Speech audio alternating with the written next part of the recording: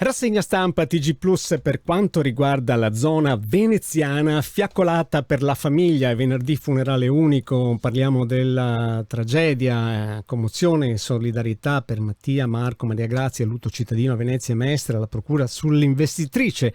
Ira incontrollata di Angelica subito prima dello schianto, quindi rimane in carcere. Protocollo sicurezza nelle discoteche del litorale, lo vedete nella fotonotizia, il prefetto dice controlli per prevenire le violenze, quindi si prospetta un'estate difficile per i gestori dei locali che dovranno rinforzare anche loro, naturalmente, cioè non sarà solo la pubblica sicurezza ma sarà anche la sicurezza privata che dovrà darsi da fare. Le vittime di Esodo domani, giorno di addio per i ventenni di Musile. Tra l'altro c'è stato anche un caso a Mogliano con un caso di omonimia proprio di uno di quello che stava in ospedale, insomma c'era una certa preoccupazione, poi un post su Facebook ha chiarito le cose. Ricorso al TAR di residenti e commercianti contro la torre.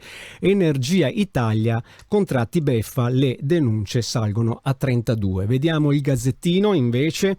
Veneto, strappo sui profughi, atteso l'arrivo 4.000 migranti, accordo regione, comuni e prefetti, serve un'accoglienza diffusa, lo dice Zaia, ma scoppia il caso Vicenza, richiedenti asilo lasciati per strada. Stefani, così i nostri sindaci diranno no. Bibbione, il comune spegne la musica a mezzanotte. E vedete che anche qua Angelica, poco prima della strage, uno scontro evitato per un soffio. Insomma era un po' particolare la ragazza, da quello che si è capito. Un pezzo di fegato dei nipoti salva la zia, grande famiglia, intervento unico per la prima volta in Europa, si vede tutta l'equipe, riportato dal Corriere del Veneto, in arrivo 4.000 profughi nei comuni.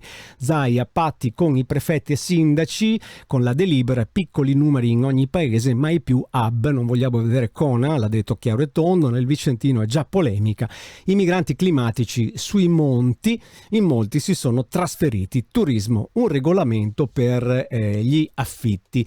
Andiamo a vedere anche la pagina di Venezia, vedete che c'è già il calendario della serie B riportato qui c'è anche Zaia con il filmato se volete andare a vederlo, e qui lotta al gioco illegale, oltre 100.000 euro di multe che sono arrivate dalla Guardia di Finanza. È tutto anche per la pagina di Venezia per oggi.